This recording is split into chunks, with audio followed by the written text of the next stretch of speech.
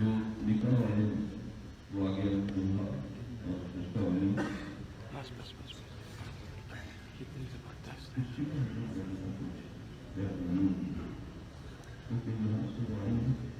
کچھ رکھتے ہیں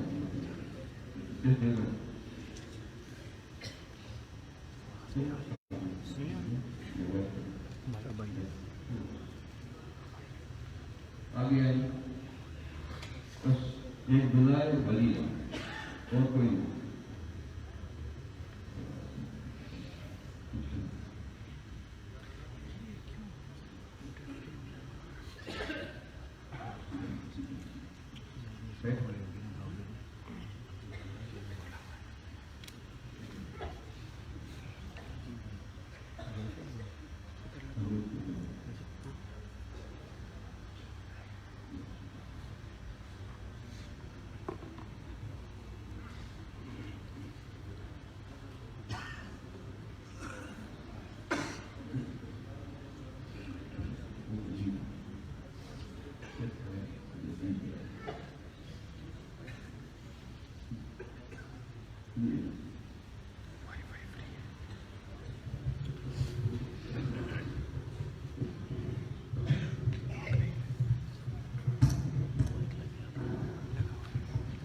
جلدی میں ہم حضرت کا تعارف نہیں کروا سکتے.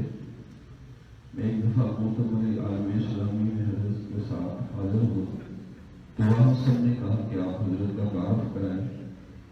تو سورج کے سامنے سورج کا آپ تعارف نہیں کروا سکتے. پھر میں نے علامہ اقبال کے چند اشعار پڑھے تو مجھے خود بھی مزہ آیا, لوگوں نے بھی پسند کیے. ہاتھ ہے اللہ کا بندہ مومن کا ہاتھ, غالب و کار آفری کار کشا کار ساز, خاکی و عمری نہاد بندہ مولا صفا صبح اللہ ومن احسن من اللہ سے. خاکی و عمری نہاد بندہ مولا صفا, ہر بے جہاں سے غنی اس کا بڑے بے نیاز. نرم تلے گفتگو گرم تلے گفتگو, بیرون ہو یا بیرون ہو پاک بولو پاک باز. دوسرے حضرت کا تعارف باقی حضرت کا بیان کا تعارف ہو گیا.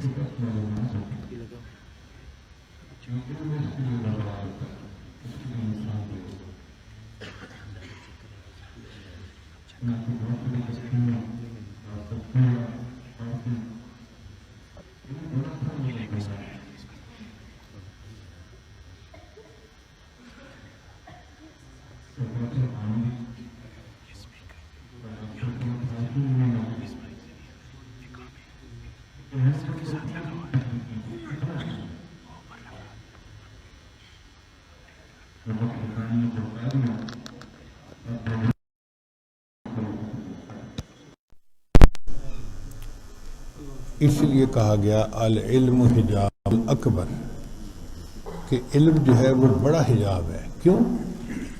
کہ ایسا نمٹ علم جو ہوتا ہے نا، وہ بندے کے اندر میں پیدا کرتا ہے،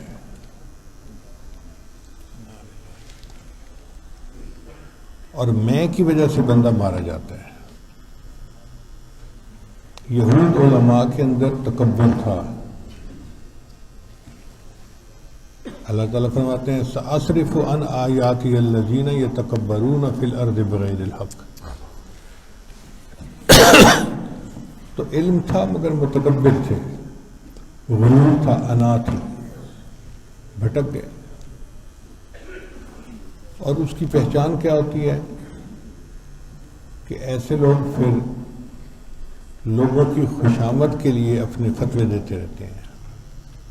قرآن مجید میں جو آیت ہے نا وَيَشْتَرُونَ بِآيَاتِ ثَمَنًا قَلِيلًا، کہ تھوڑی قیمت پر اللہ کی آیتوں کو بیچ دیتے تھے۔ اس کا کیا معنی ہے؟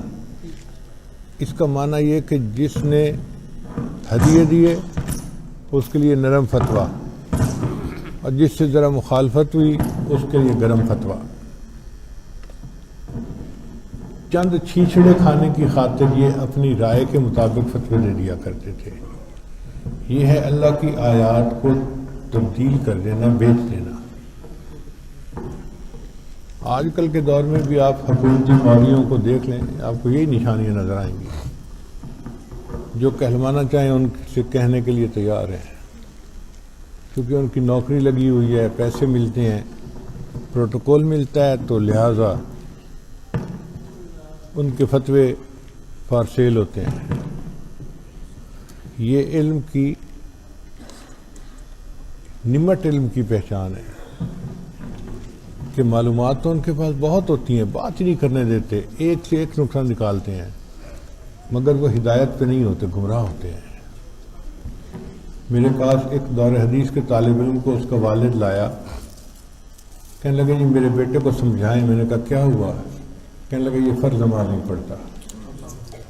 اب آپ بتائیں کہ دور حدیث کا طالب علم ہو اور فرض نماز نہ پڑھے، اس کے علم نے تو اس کو کوئی فائدہ نہ دیا۔ ایسا علم حجاب الاکبر ہے۔ اس علم کی دوسری پہچان یہ ہے کہ بندے کو عبارتیں تو یاد ہوتی ہیں، عبادتیں یاد نہیں ہوتی۔ چنانچہ بہت سارے طلباء کو ساری مسنون دعائیں یاد ہیں، پڑھتے ایک بھی نہیں ہے، چونکہ یاد نہیں آتی۔ یہ نعمت علم کی پہچان ہے کہ علم تو ہے مگر علم نے ان کا فائدہ نہیں کیا، علم نے ان کا بال بھی کا بھی نہیں کیا۔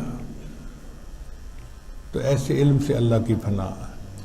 ایسے علماء کو اللہ نے قرآن مجید میں گدھے کی تشبیہ دی ہے، کمثل الحمار یحمل اسفارا۔ یہ گدھے ہیں جن کے اوپر بوجھ لادا گیا ہے، اور جو بے عمل پیر ہوتے ہیں ان کی مثال اللہ نے کتے کے ساتھ دی ہے۔ بلم باؤد بنی اسرائیل کا بڑا مشہور پیر تھا، 400 سال عبادت کی، بالآخر گمراہ ہو گیا۔ اللہ فرماتے ہیں وَلَوْ شِئْنَا لَرَفَعْنَاهُ بِهَا وَلَكِنَّهُ أَخْلَدَ إِلَى الْأَرْضِ وَاتَّبَعَ هَوَاهُ فَمَثَلُهُ كَمَثَلِ الْكَلْبِ۔ اس آیت کو پڑھتے ہیں نا تو کانپ جاتے ہیں، یا اللہ اس نے 400 سال عبادت کی تھی، اور 400 سال کی عبادت کے بعد آپ نے فرمایا اس کی مثال کتے کی مانند۔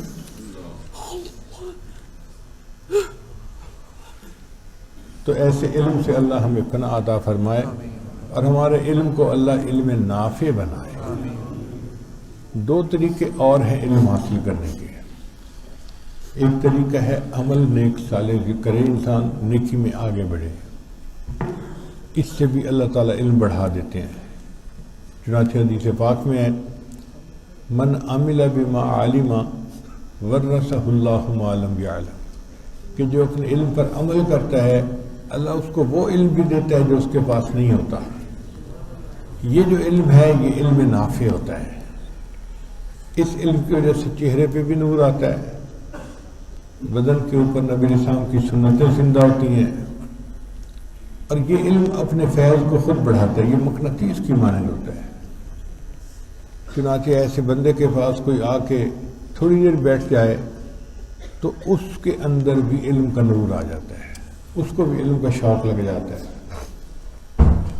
بہت ساری مثالیں ہیں۔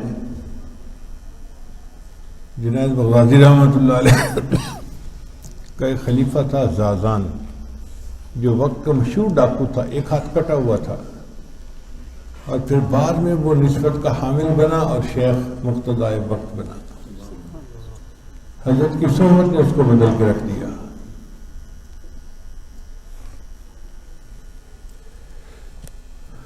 تو ایک طریقہ ہے علم کو حاصل کرنے کا کہ انسان اعمال میں اور زیادہ بڑھے تاکہ اللہ علم کو اور بڑھا دے، اور دوسرا طریقہ ہے کہ تقوی زیادہ اختیار کرے۔ اللہ فرماتے ہیں وَاتَّقُوا اللَّهَ وَيُعَلِّمُكُمُ اللَّهُ، تم تقوی اختیار کرو اللہ تمہیں علم عطا کرے گا۔ تو جو تقوی سے علم ملتا ہے اس کے اندر عمق ہوتا ہے، گہرائی ہوتی ہے، اور عمل کی توفیق ہوتی ہے۔ لہذا ہمیں دعا کرنی چاہیے کہ اے اللہ ہمیں عمل صالح اور تقوی کی وجہ سے علم نافع کا نور عطا فرما۔ اگر علم نافع کا نور نصیب ہو گیا تو اللہ تعالیٰ خیر فرمائیں گے۔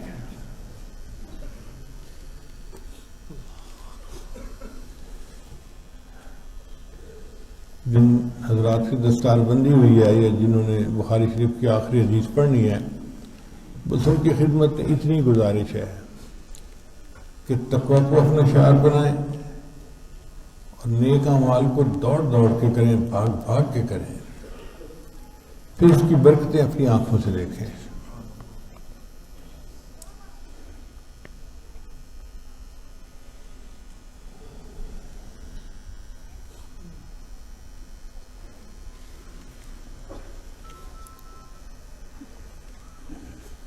بخاری شریف کی آخری حدیث کی تلاوت کر لیتے ہیں برکت کے لیے۔ باب قول اللہ تعالی ونضع الموازین القسط لیوم القیامہ وان اعمال بنی آدم وقولهم یوزن وقال مجاہد القسطاس العدل بالرمیہ ويقال القسط مصدر المقسط وهو العادل واما القاسط فهو الجائر۔ وبه حدثنا احمد بن اشکاب حدثنا محمد بن فضیل عن عمارہ ابن قعقاع عن ابی زرع عن ابی ہریرہ رضی اللہ تعالی عنہ قال قال النبی صلی اللہ علیہ وسلم کلمتان حبیبتان الی الرحمن خفیفتان علی اللسان ثقیلتان فی المیزان سبحان اللہ و بحمدہ سبحان اللہ العظیم۔ اس کو حدیث تسبیح کہتے ہیں، اور اس میں امام بخاری رحمۃ اللہ نے اپنے استاد احمد بن اشکاب سے یہ روایت کی۔ انہوں نے اپنے استاد محمد بن فضیل سے، انہوں نے اپنے استاد عمارہ بن قعقاع سے، انہوں نے اپنے استاد ابو زرع سے، اور انہوں نے ابو ہریرہ سے روایت کی۔ مزے کی بات یہ ہے کہ جتنے محدثین ہیں سب کوفہ کے رہنے والے، اس لیے اس حدیث کو کہتے ہیں مسلسلم بالکوفیین، سارے اس کے روات جو ہیں وہ کوفی ہیں۔ چنانچہ ابو اللہ نے نبی الاسلام کا ارشاد نقل کرتے کہ نبی الاسلام نے ارشاد فرمایا کلمتان، کلمتان کا مطلب ہے دو کلام ایسے ہیں، کلمے ایسے ہیں۔ کلمے کا لفظ ایک لفظ پہ بھی استعمال ہوتا ہے اور فکرے پہ بھی استعمال ہوتا ہے۔ ہم کہتے ہیں نا کلمہ شہادت، کلمہ طیبہ، وہ پورا فکرہ ہوتا ہے، ایک لفظ نہیں ہوتا۔ تو یہاں کلمتان سے مراد کلامان ہیں کہ دو کلام ایسے ہیں۔ حبیبتان الی الرحمن، رحمان کو بڑے پیارے ہیں۔ اب یہ بات سن کے شوق اور بڑھ جاتا ہے کہ وہ دو کلمے جو اللہ کو اتنے پسند ہیں۔ پھر نبی صلی اللہ علیہ وسلم نے فرمایا خفیفتان علی اللسان، زبان سے ان کو پڑھنا بڑا آسان ہے۔ کیوں آسان ہے؟ لین حروفہما و سہولت مخارجہما، مخرج میں سہولت ہے اور ان کا ادا کرنا آسان ہے۔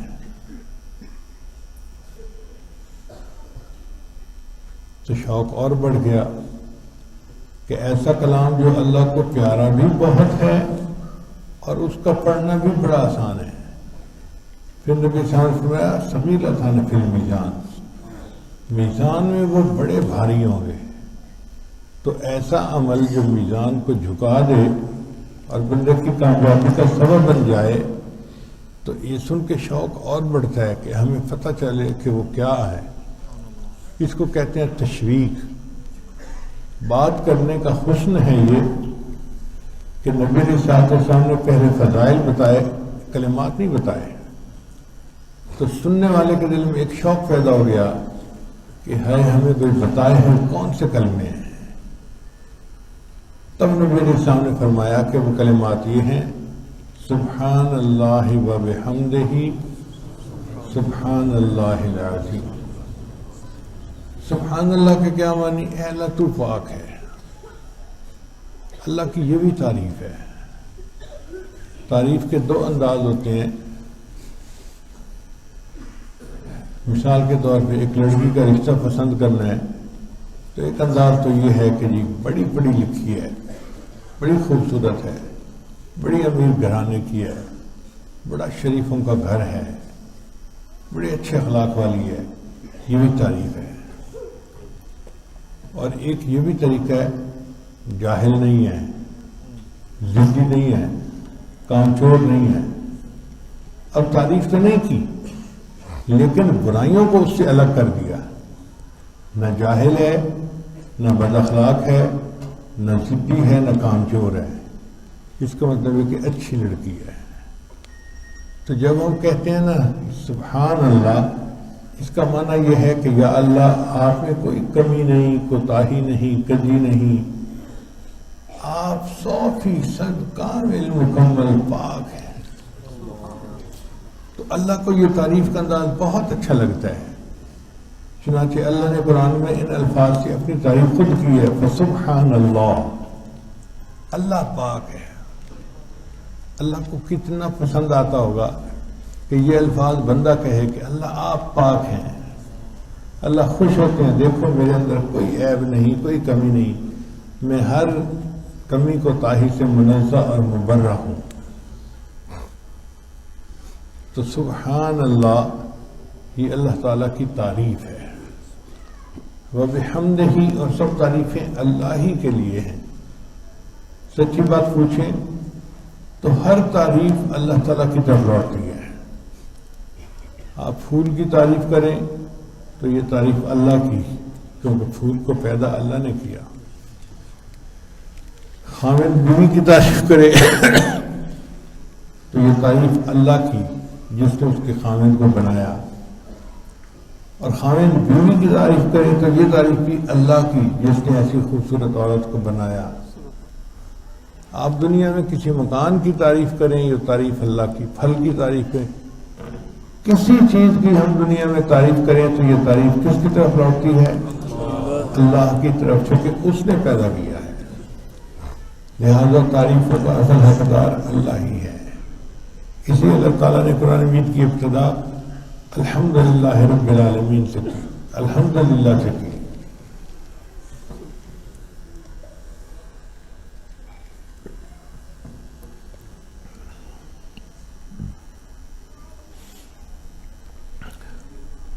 تو سبحان اللہ و بحمدہ، اے اللہ آپ پاک ہیں اور سب تعریفوں کے مستحق آپ ہی ہیں، آپ ہی کو تعریفیں سجتی ہیں۔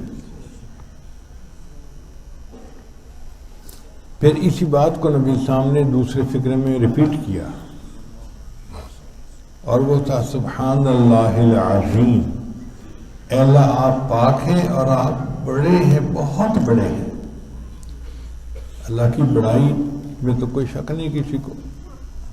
اللہ فرماتے ہیں الکبریاء ردائی، بڑائی تو میری چادر ہے، اللہ کو بڑائی سجتی ہے، اس لیے ہم اللہ اکبر کہتے ہیں۔ اللہ آپ سب سے بڑے ہیں۔ تو یہ کلام اللہ کو بہت پیارا، حدیث پاک میں آتا ہے جو بندہ سبحان اللہ کہتا ہے تو آدھا پلڑا نیکیوں سے بھر جاتا ہے، والحمدللہ تملأہ، اور جو الحمدللہ کہہ دیتا ہے تو باقی پلڑا بھی نیکیوں سے بھر جاتا ہے۔ سبحان اللہ اور الحمدللہ پڑھنے پر اتنا اجر ملتا ہے کہ نیکیوں کا پلڑا بھر جاتا ہے۔ چنانچہ ایک حدیث مبارکہ میں آتا ہے جو بندہ دن میں 100 مرتبہ سبحان اللہ و بحمدہ پڑھ لیتا ہے، اللہ اس کے گناہوں کو معاف کر دیتا ہے، اگرچہ وہ گناہ سمندر کی جھاگ کے برابر کیوں نہ ہو، اتنے گناہوں کو بھی اللہ معاف فرما دیتا ہے۔ اس لیے ہمیں چاہیے کہ ہم اپنی گفتگو میں یہ لفظ زیادہ استعمال کریں۔ مثلا سبحان اللہ، آج میں نے فجر کی نماز جماعت کے ساتھ پڑھی، سبحان اللہ آج گھر میں ناشتہ بہت اچھا بنا، سبحان اللہ بچوں نے ضد نہیں کی، آج آرام سے اسکول چلے گئے۔ اب بات تو ہم کر رہے ہوتے ہیں مگر سبحان اللہ نہیں پڑھ رہے ہوتے۔ اگر سبحان اللہ کو پڑھنے کا عمل بنا لیں تو ہمارے کام سنور جائیں، ہمارے معاملات سنور جائیں۔ تو اپنی گفتگو میں سبحان اللہ کا لفظ زیادہ یاد کریں۔ سبحان اللہ، آج سارا دن دفتر میں بہت اچھا گزرا، کوئی لنگ پلنگ نہیں ہوئی، کوئی گڑبڑ نہیں ہوئی۔ ہم اللہ کا شکر ادا کریں، اللہ کی تعریف کریں۔ جب سارے کام ٹھیک چل رہے ہو نا تو اس کا مطلب یہ ہے کہ اللہ تعالیٰ کی رحمت متوجہ ہے۔ اگر فیکٹری کی مشینیں ٹھیک چل رہی ہوں تو یہ اس بات کی دلیل ہے کہ جو سپروائزر ہیں وہ مشینوں کو ٹھیک طریقے سے دیکھ رہے ہیں تو مشینیں ٹھیک چل رہی ہیں۔ اگر وہ نگرانی نہ کرتے تو مشینیں خراب ہو جاتی۔ اسی طرح ہمارے حالات جب ٹھیک چل رہے ہوتے ہیں تو اس کا مطلب ہے کہ کوئی سنوارنے والا ان کو ٹھیک سنوار رہا ہے، ورنہ یہ حالات بگڑ جاتے ہیں۔ اچھا، اس وقت ہمیں خدا یاد نہیں آتا جب حالات ٹھیک ہوتے ہیں، بھئی یہ ٹھیک کسی کی مہربانی سے ہوئے ہیں، خود بخود ٹھیک نہیں ہوئے۔ ہم خوشی میں اپنے رب کو یاد کریں گے، وہ غم کی حالت میں ہمیں یاد فرمائے گا۔ فاذکرونی اذکرکم، تم مجھے یاد کرو میں تمہیں یاد کروں گا۔ اس کا یہی معنی ہے کہ میرے بندو تم خوشی کے لمحات میں مجھے یاد کرو، میں مشکل کے حالات میں تمہیں یاد کروں گا۔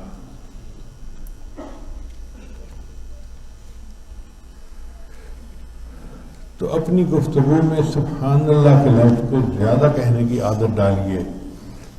آپ ایک دفعہ کہنا شروع کریں، پھر آپ خود حیران ہوں گے کہ اس لفظ میں کتنی اٹریکشن ہے، کتنی کشش ہے کہ خود بخود دل چاہتا ہے کہ سبحان اللہ ہم کہتے ہی رہیں۔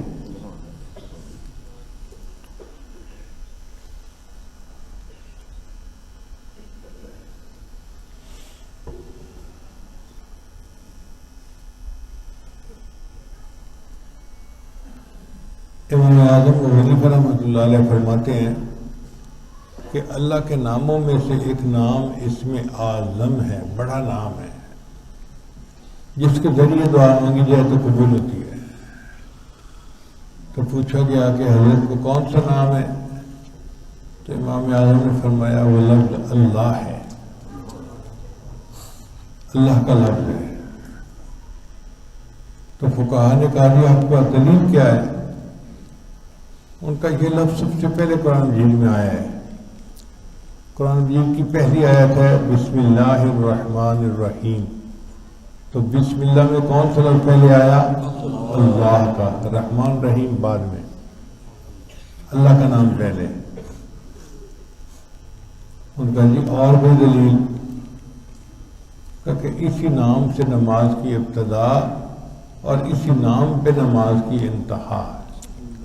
چنانچہ ہم نماز شروع کرتے ہیں اللہ اکبر تکبیر کہہ کے، اور نماز کے اختتام کرتے ہیں السلام علیکم ورحمۃ اللہ۔ تو ابتدا اور انتہا کس طرف سے ہوئی؟ اللہ کی طرف سے ہوئی۔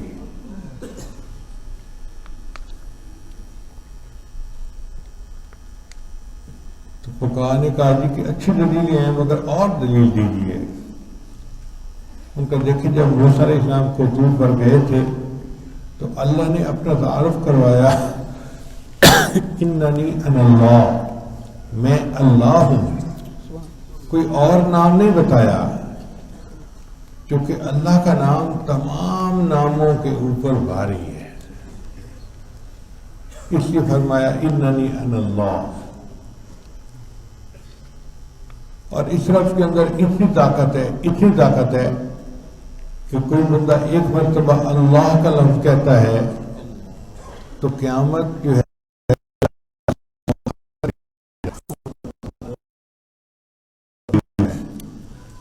کسی نے اللہ کا لفظ بولا، قیامت 40 سال اور پیچھے مؤخر ہو گئی۔ حدیث مبارکہ میں اللہ تعالیٰ نے اسرافیل علیہ السلام کو حکم دیا کہ جب میرے بندوں میں سے کوئی اللہ کا لفظ کہے تو تم سور کو پھونکنے والا عمل 40 سال ڈیلے کر دینا۔ علماء نے نقطہ نکالا کہ اگر اللہ کا لفظ اتنا بابرکت ہے کہ قیامت جیسی عظیم مصیبت کو 40 سال کے لیے ٹال دیتا ہے، تو جو بندہ اللہ کی کثرت کرے گا اللہ اس کی دنیا کی چھوٹی چھوٹی پریشانیوں کو کیوں نہیں ٹالیں گے؟ تو اللہ کا ذکر کثرت کے ساتھ کریں، پھر دیکھیں زندگی میں کیا اللہ برکتیں عطا فرماتا ہے۔ اللہ کے بڑے مزے جو بھی چاہے وہ چکھ لے، اللہ کے بڑے مزے جو بھی چاہے وہ چکھ لے۔ اب دعا سے پہلے 3 مرتبہ ان کلمات کو ذرا محبت کے ساتھ پڑھ لیجیے۔ سبحان اللہ و بحمدہ، سبحان اللہ العظیم، سبحان اللہ و بحمدہ، سبحان اللہ العظیم، سبحان اللہ و بحمدہ، سبحان اللہ العظیم۔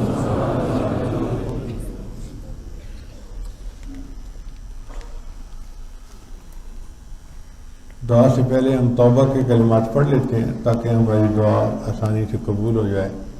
تو دل میں یہ نیت کر لیجیے کہ ہم پچھلے گناہوں سے سچی پکی توبہ کر رہے ہیں اور آئندہ نیکوکاری کی زندگی گزارنے کا دل میں ارادہ کر رہے ہیں۔ جیسی نیت ہوتی ہے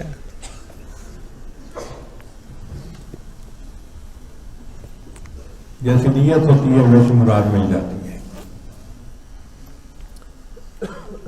الحمدللہ وکفی وسلام علی عبادہ الذین اصطفی اما بعد۔ یہ کلمات سچے دل کے ساتھ پیچھے پیچھے پڑھیے۔ بسم اللہ الرحمن الرحیم، لا الہ الا اللہ محمد الرسول اللہ،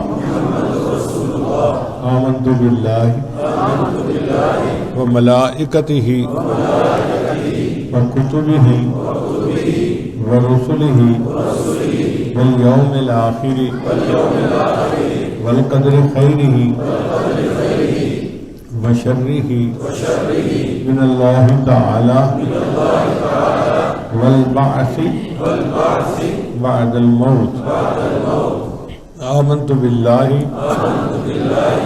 کما ہوا بأسمائہ وصفاتہ وقبلت جميع احکامہ اقرار باللسان وتصدیق بالقلب اشہد ان لا الہ الا اللہ واشہد ان محمدا عبدہ ورسولہ استغفر اللہ ربی من کل ذنب واتوب الیہ برحمتک یا ارحم الراحمین۔ ان کلمات کو پڑھنے سے ہم بیعت ہو چکے ہیں۔ چند معمولات ہیں جن کو باقاعدگی سے کریں گے تو اللہ تعالیٰ دل کو منور کریں گے۔ ان میں پہلا عمل ہے 100 مرتبہ استغفار، استغفر اللہ ربی من کل ذنب واتوب الیہ۔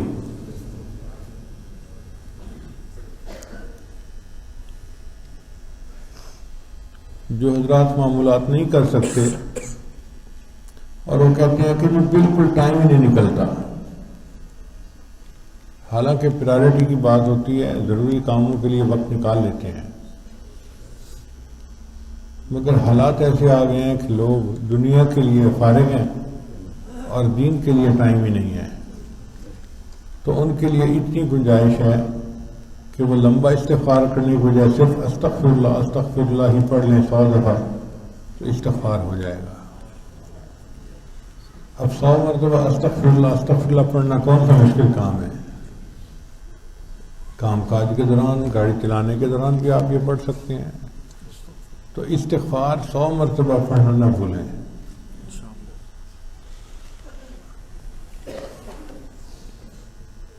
حضرت بہت سے اشاروں میں سے علماء کرام اجازت حدیث مہربانی فرمائیں۔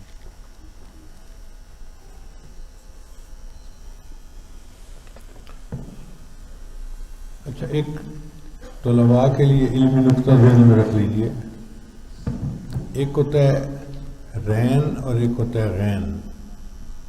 رین کہتے ہیں جو زنگ لگ جاتا ہے اس کو، ہمارے دلوں پہ رین لگ جاتا ہے۔ اللہ فرماتے ہیں کلا بل ران علی قلوبہم ما کانوا یکسبون۔ تو یہ رین ہمارے دلوں پہ زنگ کی جانب لگ جاتا ہے، یہ بے عملی اور گناہوں کی وجہ سے ہوتا ہے۔ اور ایک ہوتا ہے غین۔ غین کہتے ہیں توجہ کا تھوڑی دیر کے لیے کم ہو جانا۔ اس کی مثال یوں سمجھیں کہ جیسے بیوی اپنے خاوند سے بہت محبت کرتی ہے اور اس کے بیٹا ہو جائے تو بیٹے کی مشغولیت کی وجہ سے کبھی خاوند کو اتنی توجہ نہیں دے پاتی، اتنا ٹائم نہیں دے پاتا، چنانچہ کئی خاوند شکوہ کرتے ہیں کہ ہم تو آپ کو یاد ہی نہیں۔ پھر خاوند یاد تو ہے لیکن بیٹے کی یاد غالب آ گئی، وہ مصروف ہو گئی، وہ اتنی غالب آئی کہ وہ اپنے آپ کو بھی بھول بیٹھی، اسے اپنا آپ بھی یاد نہیں ہوتا۔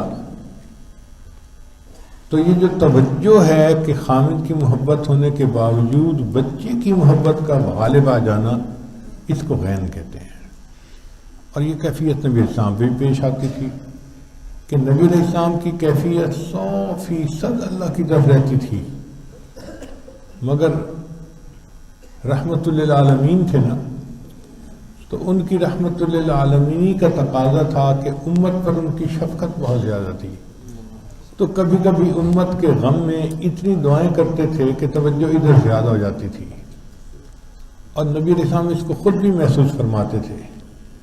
چنانچہ ارشاد فرماتے ہیں کہ انہ لیغان علی قلبی، میرے دل پر بھی ایک پردہ سا آ جاتا ہے، وہ غفلت کا پردہ نہیں تھا، وہ توجہ میں کمی تھوڑی محسوس ہوتی تھی۔ اس پر بھی نبی علیہ السلام فرماتے ہیں کہ میں 70 دفعہ ایک دن میں استغفار کرتا ہوں۔ اگر اللہ کے حبیب صلی اللہ علیہ وسلم 70 مرتبہ استغفار اس پر کرتے ہیں کہ توجہ میں تھوڑی کمی کیوں ہوئی، تو ہم تو 100% دنیا میں مشغول ہو جاتے ہیں، ہمیں تو خدا یاد ہی نہیں ہوتا، ہمیں کتنا استغفار کرنے کی ضرورت ہے. اس لیے 100 مرتبہ استغفار کرنا اس کو معمول بنا لیجیے. اور جو لوگ کہتے ہیں کہ جی استغفر اللہ ربی من کل ذنب و اتوب الیہ پورا نہیں پڑھا جاتا، یا عورتیں کہتی ہیں کہ پورا نہیں پڑھا جاتا، تو استغفر اللہ ہی پڑھ لیں، انشاءاللہ معمول پورا ہو جائے گا. اور دوسرا عمل ہے 100 مرتبہ درود شریف نبی علیہ السلام پر پڑھنا. نبی علیہ السلام کے ہم پر اتنے احسانات ہیں کہ جتنا درود شریف پڑھیں اتنا کم ہے. حضرت علی نے پوچھا اے اللہ کے نبی صلی اللہ علیہ وسلم میں آپ پہ کتنا درود شریف پڑھا کروں؟ کیا میں آپ کے اوپر 1/4 وقت درود شریف پڑھا کروں؟ نبی صلی اللہ علیہ وسلم نے فرمایا بہت اچھا، زیادہ پڑھو گے تو اور بہتر ہوگا. اے اللہ کے نبی صلی اللہ علیہ وسلم میں 3/4 ٹائم آپ کے اوپر درود شریف پڑھوں گا. فرمایا اچھا ہے، اور بڑھو گے تو اور فائدہ ہوگا. اے اللہ کے نبی صلی اللہ علیہ وسلم میں پورا وقت آپ کے اوپر درود شریف پڑھنے میں گزار دوں گا. نبی السلام نے فرمایا اللہ تمہاری پریشانیوں کو ختم کر دیں گے اور تم پر اپنی رحمت نازل فرمائیں گے.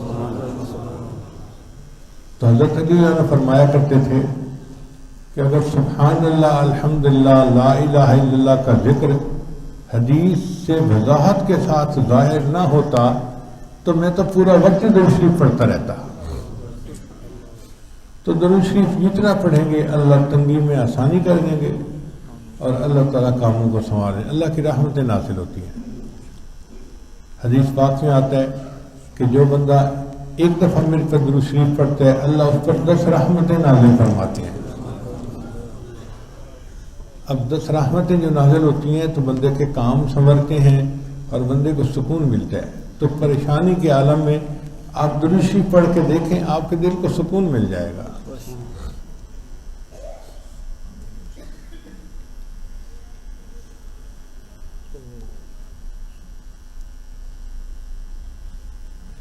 تیسرا عمل ہے قرآن مجید کی تلاوت. اگر ایک پارہ کریں تو بہت اچھا، مشکل ہو تو آدھا پارہ، اور مشکل ہو تو 1 ربع 1 پاؤ. اور اگر یہ بھی مشکل ہے تو کم از کم یہ ہے کہ صبح کے وقت سورہ یاسین پڑھ لیا کرے اور رات کے وقت سورہ ملک پڑھ لیا کرے. نبی علیہ السلام نے ارشاد فرمایا ہر چیز کا ایک دل ہوتا ہے اور قرآن کا دل سورہ یاسین ہے. اب آپ بتائیں کہ جب نبی علیہ السلام اس کو قرآن کا دل کہیں تو پھر اس کو پڑھنے کا کتنا فائدہ ہوگا. سورہ یاسین تو زبانی یاد ہونی چاہیے ہر بندے کو. اس لیے جب کوئی بندہ فوت ہونے والا ہوتا ہے اس کے پاس سورہ یاسین پڑھتے ہیں تو جان کا نکلنا آسان ہو جاتا ہے.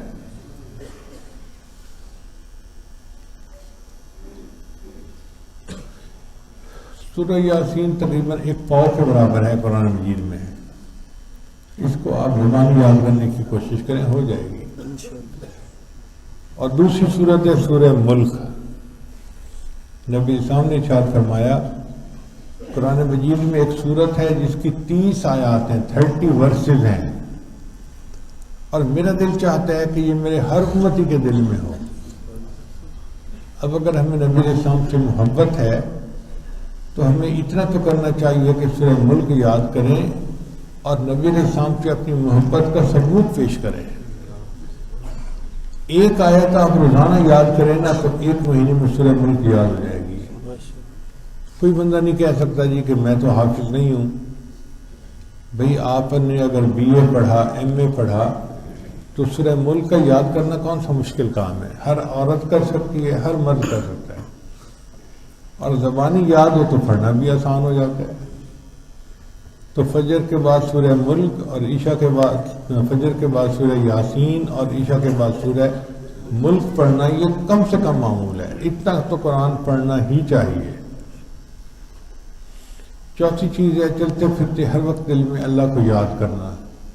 ہتکار ول دل یار ول، ہاتھ کام کاج میں مشغول اور دل اللہ تعالیٰ کی یاد میں مشغول. اور 5ویں چیز ہے مراقبہ. مراقبہ ان سب کا نچوڑ اور لب لباب ہے. طریقہ بہت آسان ہے کہ جب آپ فارغ ہوں تھوڑی دیر کے لیے آنکھوں کو بند کر کے اللہ سے لو لگا کے بیٹھ جائیں کہ اللہ کی رحمت آ رہی ہے، دل میں سما رہی ہے، دل کی ظلمت اور سیاہی دور ہو رہی ہے، اور میرا دل اللہ اللہ اللہ اللہ کہہ رہا ہے، میں سن رہا ہوں۔ انشاءاللہ یہ 5-10 منٹ کا مراقبہ آپ کی زندگی کو بدلے گا۔ مراقبے کو چھوڑیں نہیں، ہم چھوڑ دیتے ہیں، یہ غلطی کرنے ہیں۔ دیکھیں آج کے دور میں سیل فون استعمال کرتے ہیں نا، تو اس کی بیٹری ڈسچارج ہو جاتی ہے، تو ہم شام کے وقت اس کو چارجر کے ساتھ لگا دیتے ہیں، وہ ریچارج ہو جاتی ہے۔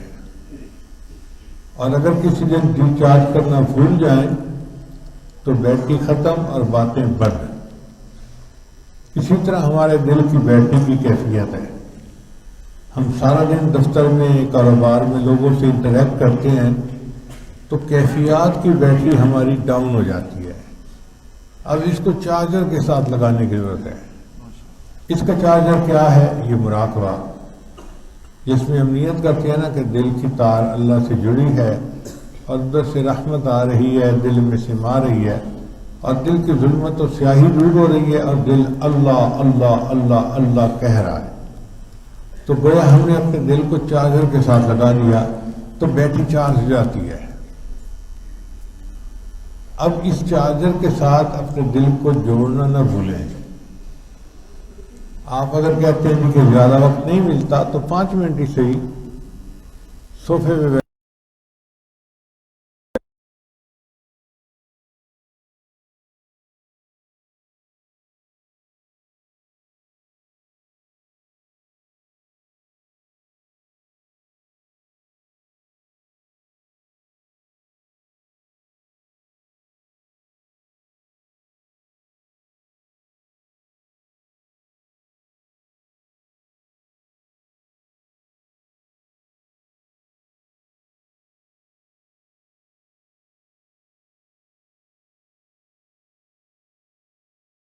تعلیم کے ساتھ ساتھ مدرسے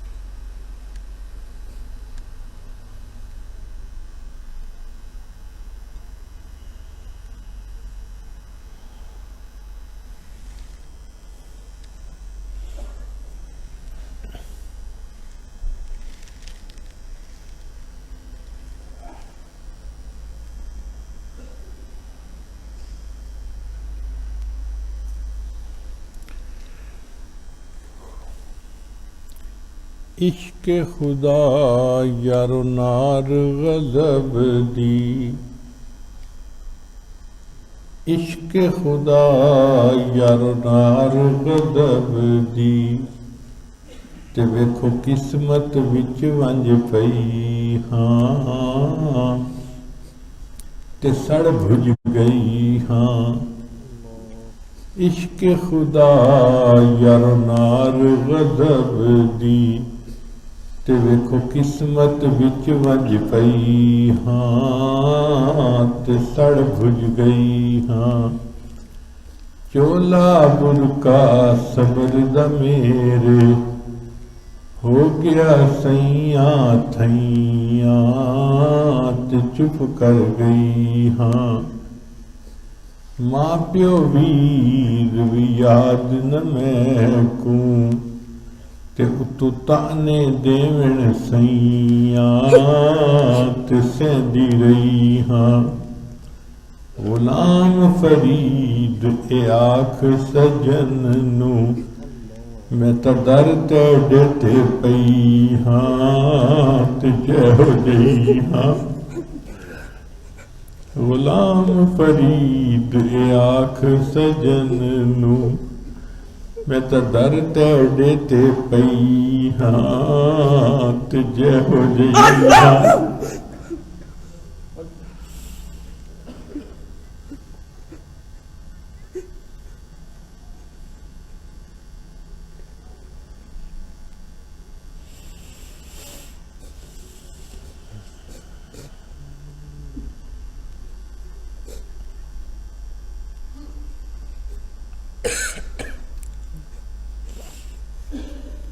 لا الہ الا اللہ محمد الرسول اللہ دعا کر لیجئے سبحان ربی العلی الوہاب اللہم صلی علی سیدنا محمد وعلی آل سیدنا محمد وبارک وسلم اے رب کریم ہم آپ کے عاجز مسکین بندے ہیں ہمارے گناہوں کو معاف فرما خطاؤں سے درگزر فرما عیبوں کی پردہ پوشی فرما اے اللہ ہماری پریشانیوں کو دور فرما مصیبتوں سے محفوظ فرما اے اللہ اس مہنگائی کے عذاب سے ہمیں نجات عطا فرما اے اللہ رحمت کا معاملہ فرما اے اللہ جو مقروض ہیں قرضے کی ادائیگی کی سبیل پیدا فرما اللہ اس کرونا بیماری سے ہمیں نجات عطا فرما اے اللہ دل کی بیماریوں سے بھی ہمیں نجات عطا فرما اے اللہ اس دجالی فتنے کے دور میں ہمارے ایمان کی حفاظت فرما میرے مولا ایمان بہت قیمتی ہے اور ہم تو اس کی حفاظت نہیں کر سکیں گے چھوٹے بچوں کو دیکھا ہے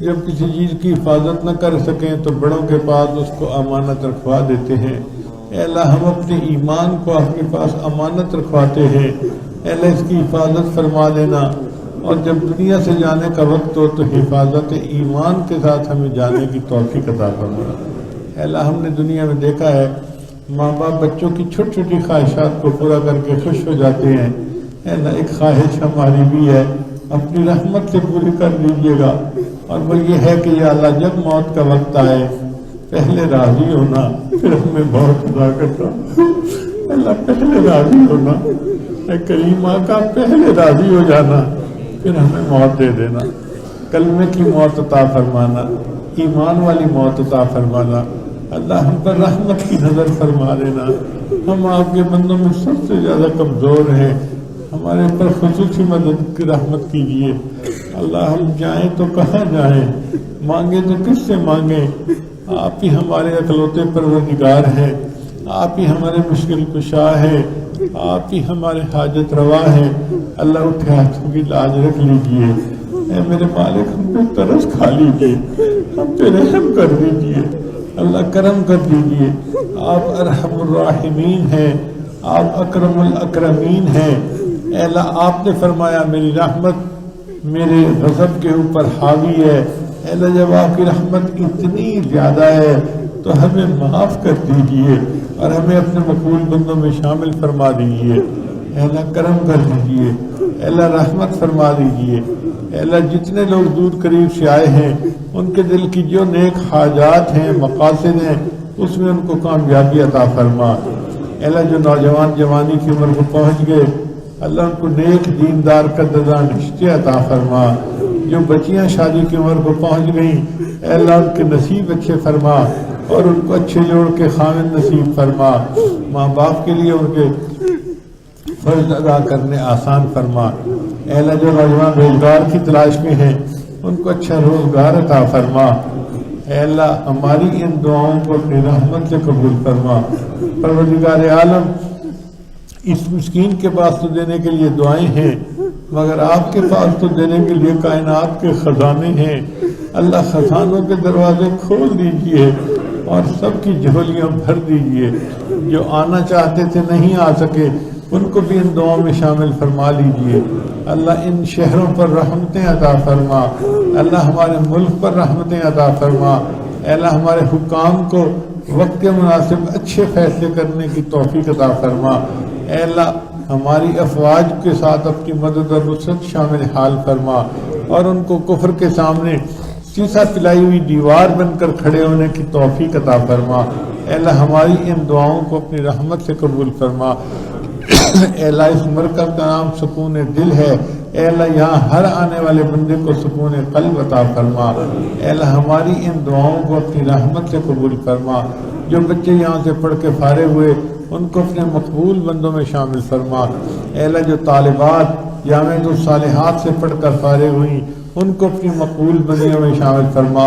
اے اللہ جامعۃ الصالحات کی پرنسپل صاحبہ کو اپنی مقبول بندیوں میں شامل فرما، ان کی محنتوں کو قبول فرما، علم کے فیض اور نور کو ان کے آنے والی نسلوں میں جاری و ساری فرما۔ ہماری ان دعاؤں کو اپنی رحمت سے قبول فرما۔ ربنا تقبل منا انک انت السمیع العلیم تب علینا انک انت التواب الرحیم۔ صلی اللہ تعالی علی حبیبہ سیدنا محمد وآلہ واصحابہ اجمعین برحمتک یا ارحم